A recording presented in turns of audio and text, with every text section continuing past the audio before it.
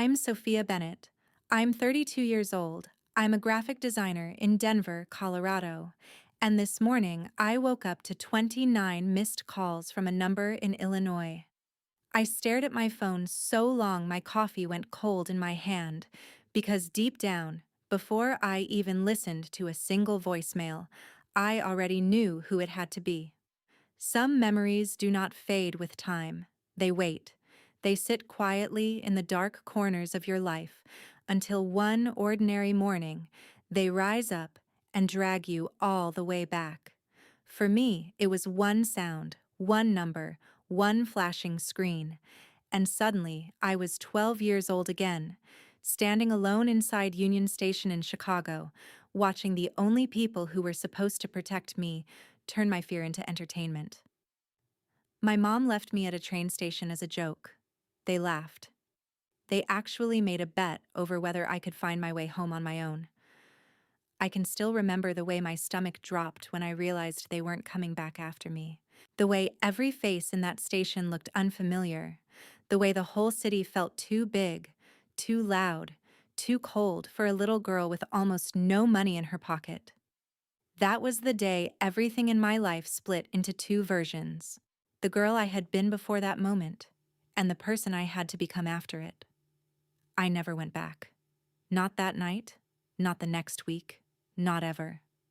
I built a different life, a different name, and a future so far from them that most days I could almost believe they no longer existed. But this morning, those 29 missed calls proved something I had spent 20 years trying to bury. The past does not always stay where you leave it. Sometimes it comes looking for you. Hey, does the weather where you are feel perfectly in tune with your current mood right now? Growing up in Willow Creek, Illinois, taught me very early that appearances meant everything in my family. To our neighbors, we looked solid and respectable, the kind of middle-class American family people pointed to when they wanted to talk about hard work and good values. My parents owned a small but successful chain of home goods stores, the kind of places that sold kitchen mixers, bedding, discount coffee makers, and every random household item people forgot they needed until they walked past a bright display. On weekends, my father grilled in the backyard, my mother waved at people across the fence, and everyone acted like we were building the kind of life other families should admire. But inside the house, love was always tied to performance, and safety depended on whether my mother was bored enough to invent another lesson. She loved calling them lessons. That was her favorite word. If I cried, I was too sensitive. If I asked for help, I was helpless. If I forgot something, I needed to learn responsibility. She could turn any normal childhood mistake into a reason to humiliate me, and my father always backed her up with a grin, like cruelty was some kind of team sport they both enjoyed. When I was 8, I asked for a pair of sneakers at the mall because my old ones were falling apart at the toes. My mother told me I was acting spoiled, marched me to a bench near the food court, and said if I wanted to live in the real world, I could start by sitting there alone and learning that nobody owed me anything. They left me there for almost 3 hours. I remember staring at the pretzel stand, smelling cinnamon and butter, trying not to cry, because every time I cried, it seemed to entertain them. When they finally came back, my father laughed and asked my mother if she owed him $20 because he had guessed I would still be sitting in the same spot. When I was 10, I cried after a youth football game because a group of boys from school had mocked me in the parking lot, and instead of comforting me, my parents drove to the far side of the stadium lot, told me to get out, and left me there after sunset because, according to my mother, tears made people weak, and weakness attracted worse treatment. I sat on a concrete curb with my arms wrapped around my knees, watching trucks pull out one by one until they came back nearly an hour later with fast food for themselves and no apology for me. My father thought it was hilarious that I was still there. He said he had bet I would try to hitch a ride home or beg strangers for help. That was the pattern. Everything became a test. Everything became a joke at my expense. Everything became a way for them to prove that the world was hard, as if I needed them to harden it further. The strangest part was that they never thought of themselves as cruel. They talked about character and grit and preparing me for reality. They used big words to make ugly things sound noble.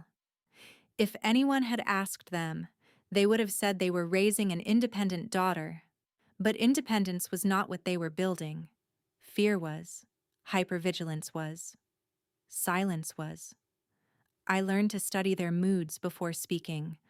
I learned how to disappear in my own house. I learned that if I stayed quiet enough, useful enough, invisible enough, maybe I could move through a day without being chosen for one of their experiments. The only place I ever felt like I existed outside their rules was on paper. I drew constantly. I drew on the backs of receipts, in the margins of school assignments, on cheap sketch pads I bought with babysitting money. I drew bedrooms with locked doors, train windows full of light, women standing on mountaintops with no one behind them. At 12, I could not have explained any of that to you, but I know now that I was trying to draw my way out of my own life. What pushed everything over the edge was something so small most parents would not even remember it a week later. I got a B+ in art. Not math, not science. Art. The one subject that made me feel alive. I was proud of it until I walked through the front door and saw my mother holding the report card like it was evidence of moral failure. She asked how a girl who spent so much time drawing could still manage to disappoint her in the one class she supposedly cared about. My father said maybe I was getting lazy. My mother said maybe I had started thinking effort was enough. That night, while I sat in my room pretending to do homework, I heard them talking in the kitchen, their voices low and amused in the way that always made my stomach tighten. My mother said I needed a lesson I would never forget. My father said he would bet money on that. The next morning, they acted so cheerful it made my skin crawl. My mother made pancakes. My father actually asked me if I wanted orange juice. They told me we were taking a day trip into Chicago, just the three of us. And for one stupid, desperate second, I thought maybe they were trying to reset something. Maybe they had cooled off. Maybe the report card fight was over. Maybe this was the closest thing my family could manage to an apology. I should have known better. The whole drive from Willow Creek to the city felt off, in a way I could not fully name at the time. My father kept the radio loud and drummed on the steering wheel like he was in a great mood.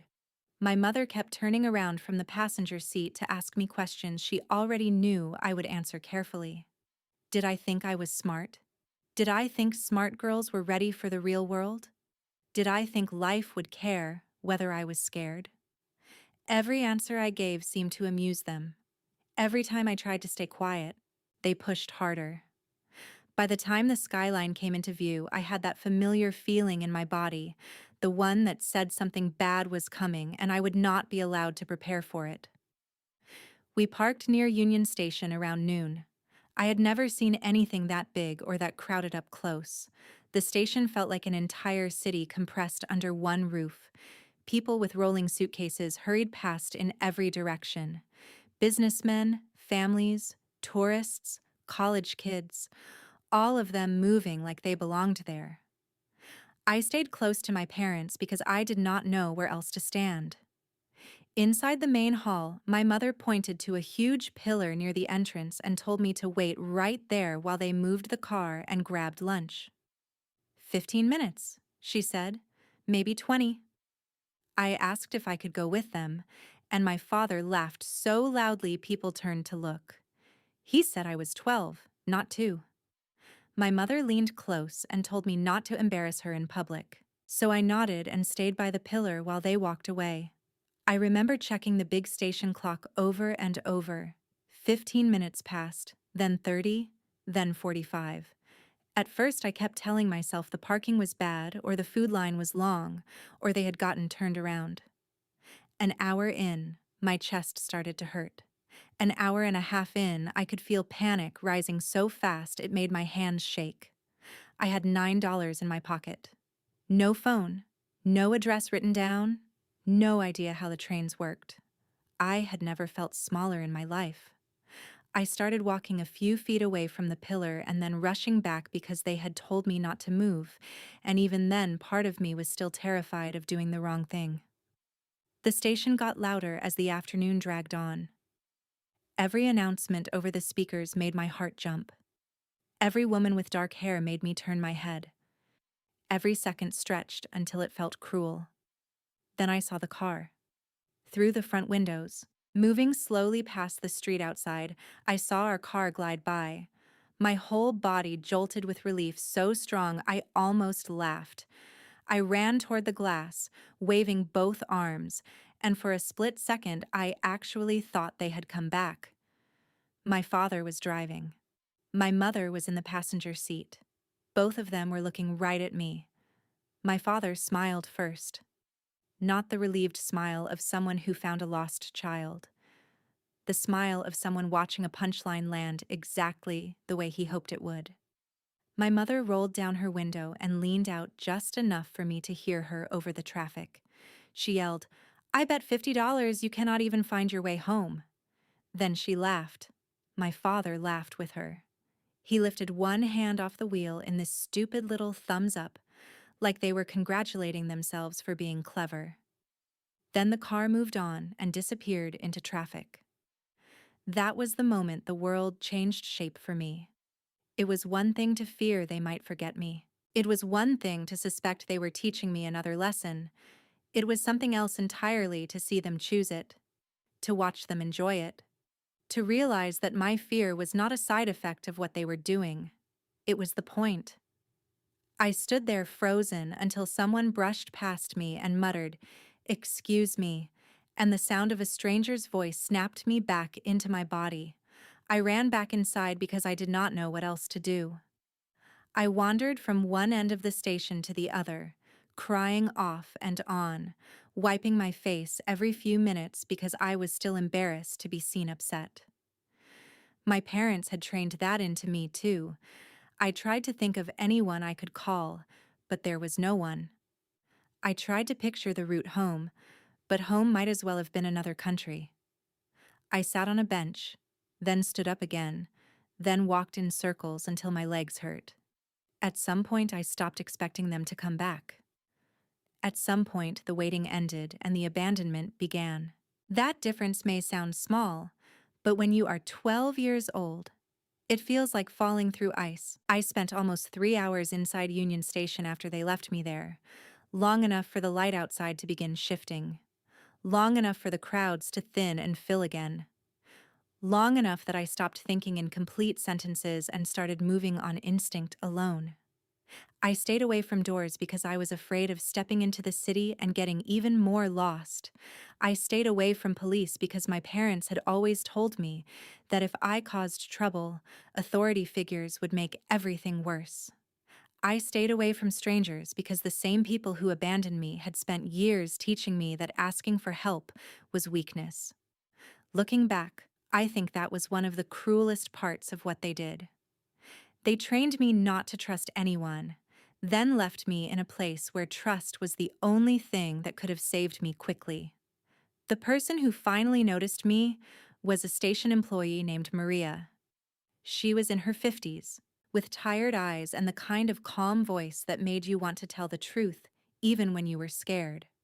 She had apparently seen me pass the same row of seats and vending machines multiple times. She stopped me near a hallway leading toward the administrative offices and asked if I was lost. I lied immediately.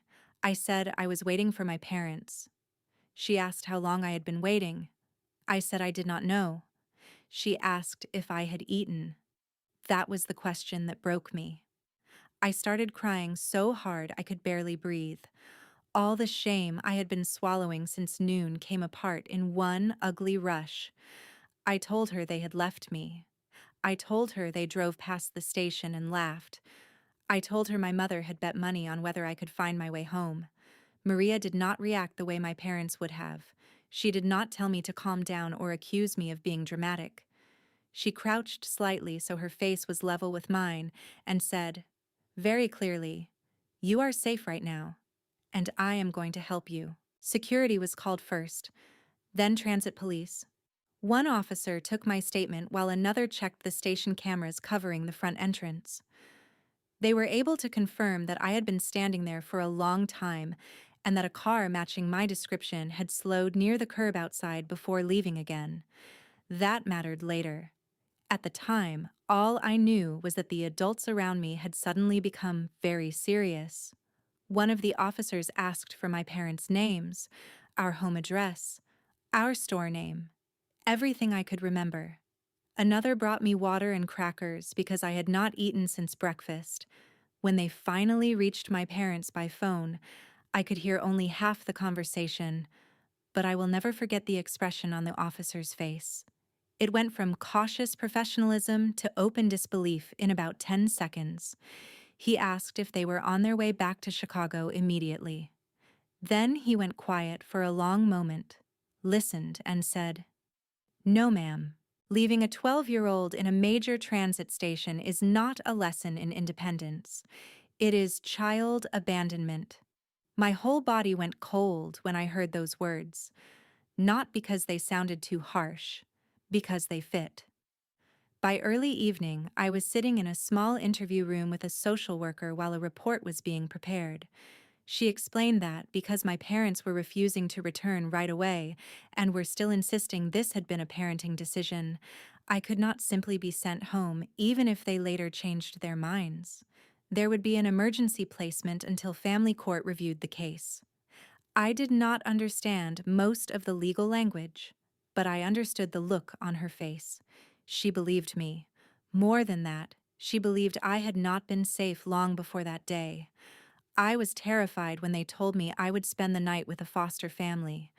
I had grown up on stories about what happened to children who were taken away, but then I met Mark and Laura Bennett. They were not glamorous, and they were not trying too hard to seem perfect. He was a photographer with ink stains on his fingers from handling prints. She was a preschool teacher who smelled faintly like lotion and classroom paper. Their house was warm and cluttered in a way that felt lived in instead of chaotic. There was a lamp on in the entryway, framed family photos on the wall, and a dog bed in the corner, even though the dog itself was asleep somewhere in the back. Laura asked if I wanted spaghetti or soup. Mark asked if I preferred the hall light on or off when I went to bed. Nobody yelled when I said I did not know. Nobody made fun of me for crying at the dinner table after taking 2 bites and realizing I was too exhausted to pretend I was okay. That first night in their guest room, I barely slept. Every car door outside made me flinch. Every creak in the hallway made me sit up. But even through all that fear, one thought kept circling in my mind. A stranger at a train station had shown me more kindness in 5 minutes than my own mother had shown me in years. I did not have the language for that yet. I only knew that the world suddenly looked different. And once you see that other people are capable of protecting you, it becomes impossible to keep calling cruelty normal. The days that followed felt like living inside somebody else's life. I went from the Bennett house to meetings with social workers, then to therapy evaluations, then to a family court building downtown where adults spoke in careful voices about my future, like it was both fragile and urgently important.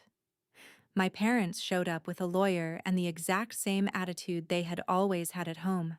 Calm, offended, slightly amused that anyone was taking this so seriously. My mother wore a navy blazer and pearl earrings, as if looking respectable would erase what she had done.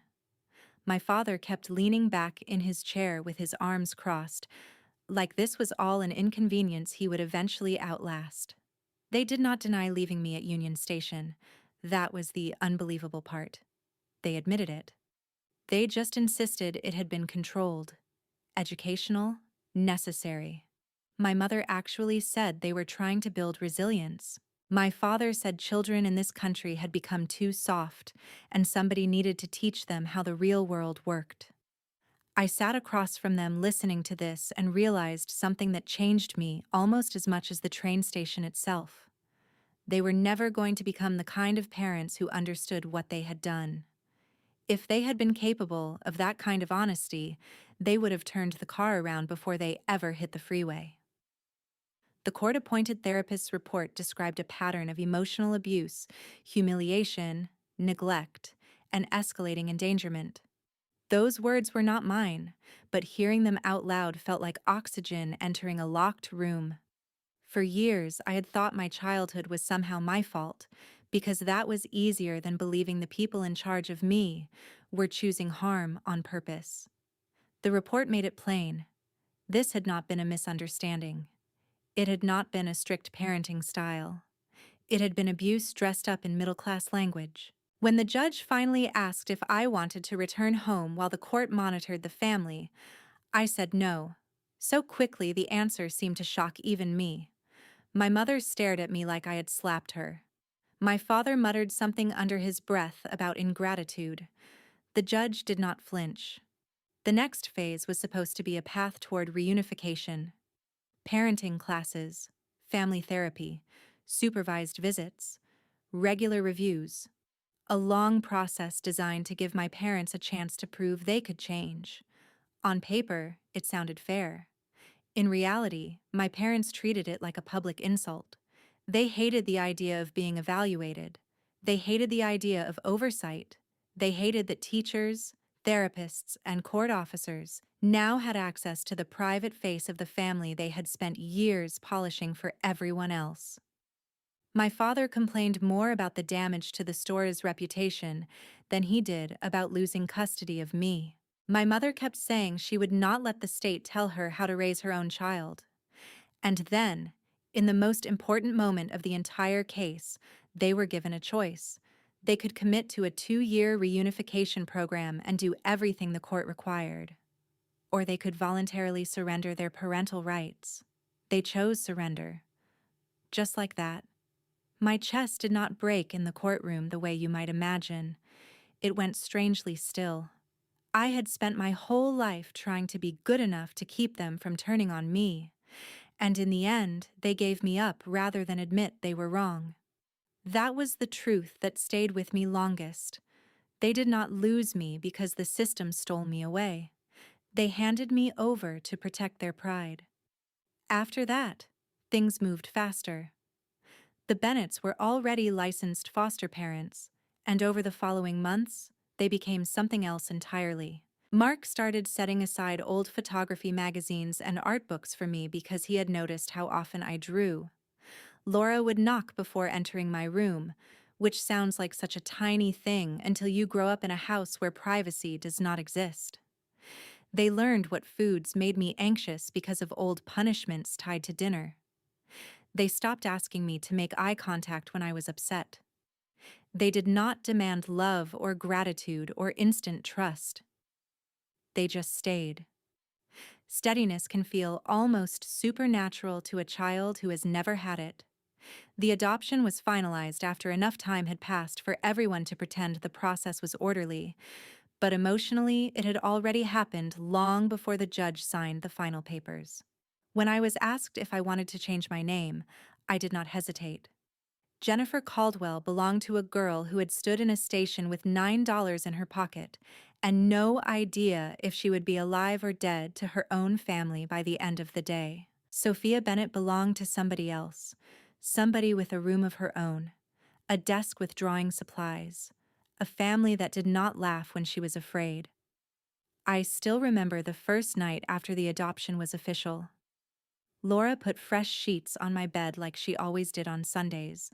Mark left a new sketchbook on my desk, and nobody made a speech about how lucky I should feel. They acted like I had been theirs all along. That quiet certainty healed more in me than any dramatic moment ever could. It taught me that real love does not test you to prove you deserve it. Real love makes room for you before you know how to relax into it. Healing did not happen all at once, and it definitely did not happen in a straight line. People love stories where one act of rescue fixes everything, where the damaged child instantly blossoms the moment she is placed in a better home. My life was not like that. For years, my body still reacted to kindness like it might be a trap. If Laura told me she would be back in 15 minutes after running to the store, I had to fight the urge to stare out the window until her car returned. If Mark was late picking me up from an after-school event because traffic was bad, I could feel panic building so fast it made my hands numb. I hated waiting in public places. I hated being told to stay put. I hated the phrase, "I will be right back." Therapy helped, but it was slow work. The kind that forces you to say ugly truths out loud until your nervous system slowly starts believing what your mind wants it to know. I learned the words trauma and emotional abuse and hypervigilance.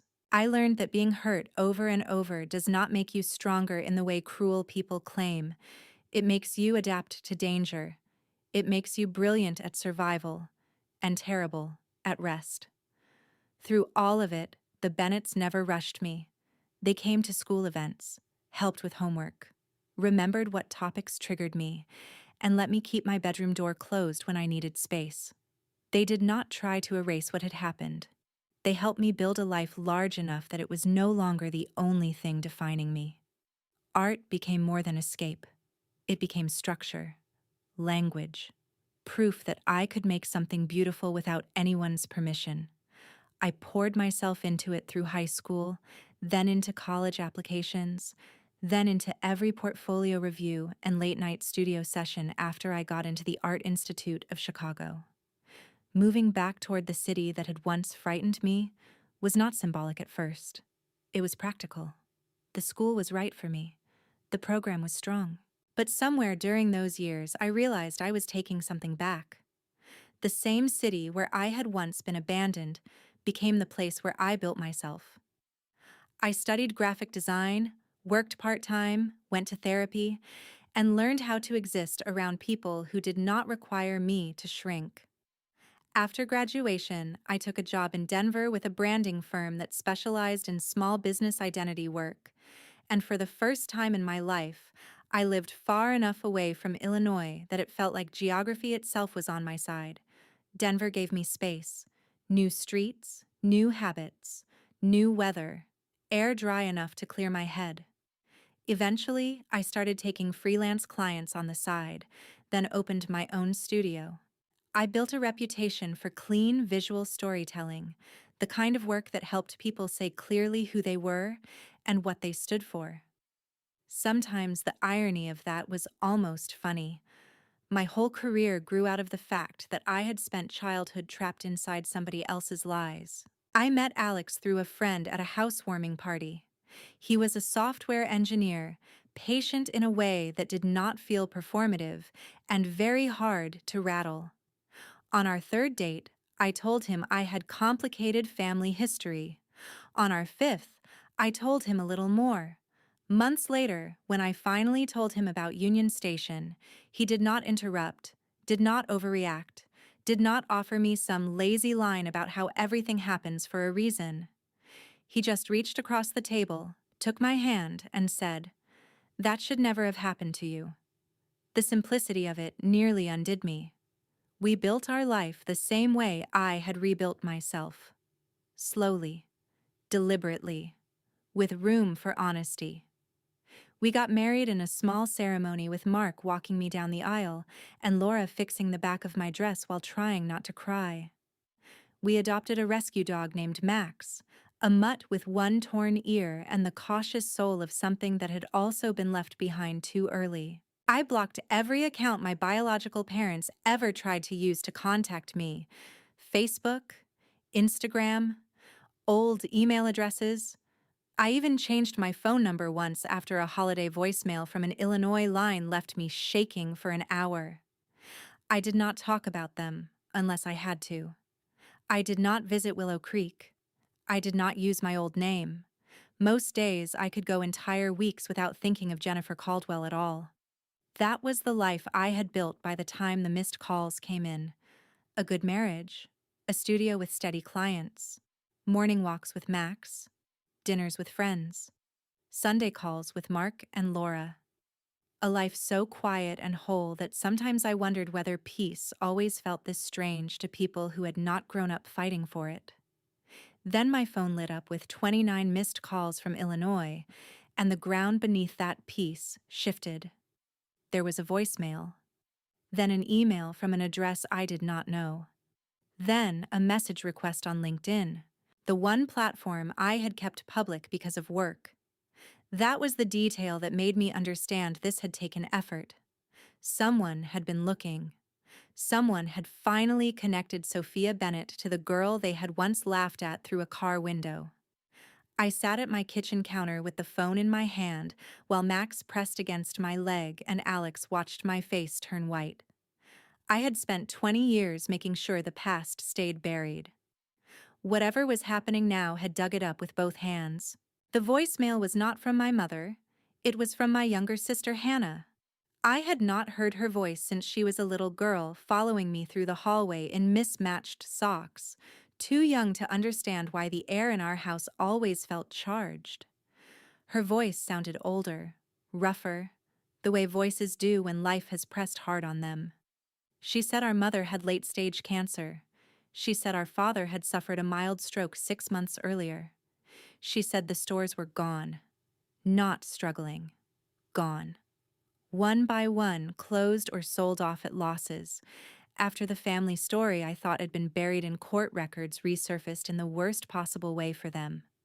A relative had posted about the train station incident in a local Facebook group after my mother, in a stunning act of hypocrisy, left a comment on someone else's parenting post about how children today needed stronger discipline.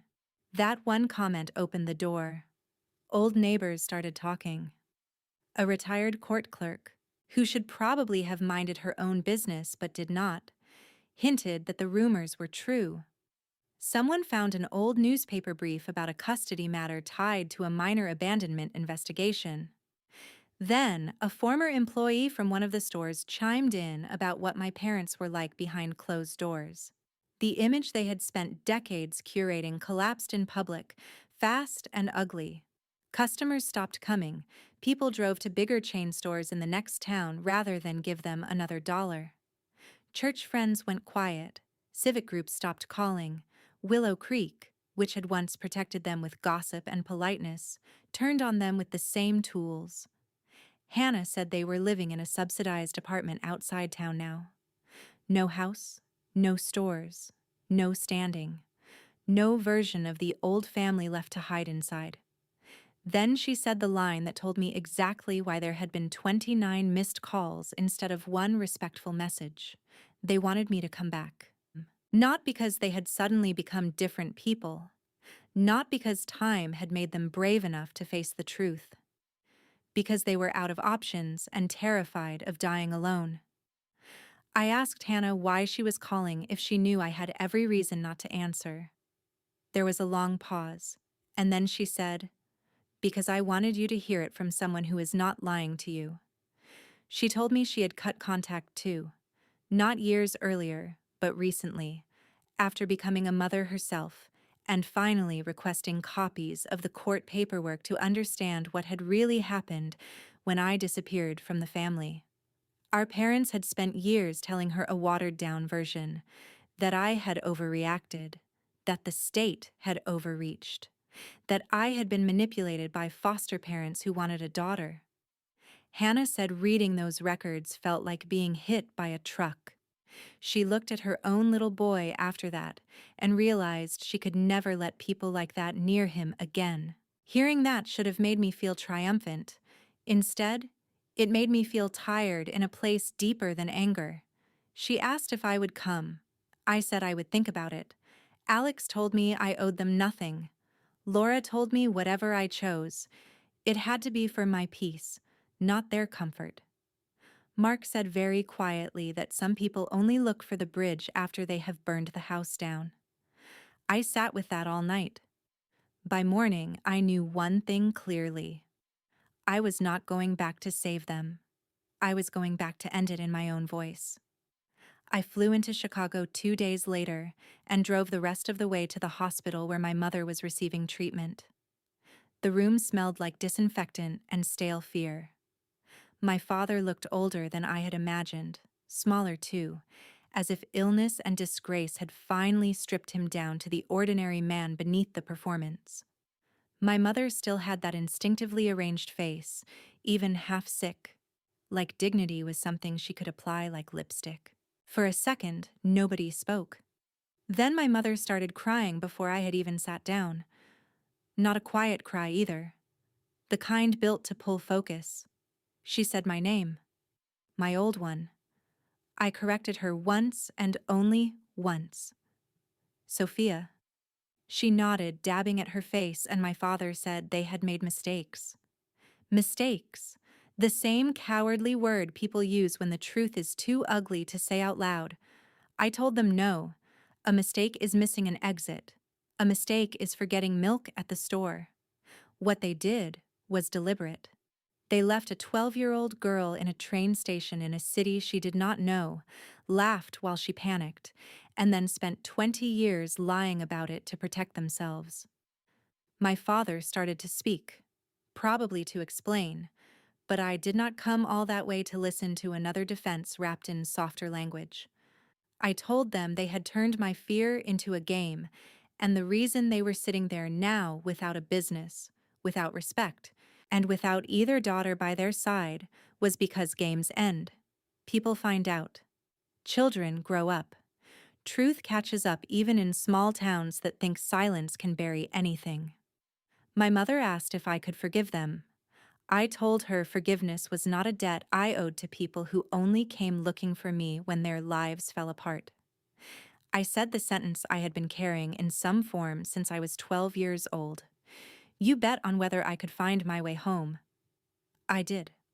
I just did not come back to yours. They both cried then, but for once their tears did not move me. I was not cruel. I did not yell. I did not insult them. That was the part that surprised me most. Revenge, when it finally came, did not feel loud. It felt cold, clear, exact. I told them I would not be paying bills, managing care, or restoring contact. I told them Hannah had every right to protect her own child from them. I told them my family was in Colorado and Illinois with the people who had actually earned that word. Then I stood up. My father asked if this was really goodbye. I looked at him and said it had been goodbye for 20 years. You are just the last people to understand that. I walked out after 20 minutes and did not look back. In the parking lot, the air felt thin and bright. I stood there with my hands shaking, not from regret, but from the strange release that comes when something haunting you finally has a shape you can leave behind. On the flight home, I thought about the little girl at Union Station, the one who had believed being abandoned meant being unwanted forever. She had been wrong. She was unwanted by two broken people who mistook cruelty for strength, but she was not unworthy of love. There is a difference, and learning it saved my life. If there is any lesson in what happened to me, it is this. Abuse does not become discipline just because a parent uses cleaner words for it. Humiliation does not build character. Fear does not make children stronger. It only makes them older before their time. And walking away from people who hurt you, even if they share your blood, is not bitterness. Sometimes it is the healthiest thing you will ever do. I did not leave that hospital feeling guilty. I left feeling educated by my own survival. The family you are born into can shape your wounds, but it does not get to define your future. Real love does not laugh when you are scared. Real family does not test whether you can survive without them. Real healing begins the moment you stop calling cruelty a lesson and start calling it what it was. And once you do that, you can build a life so honest, so steady, and so full of peace that even the people who broke you cannot take it back.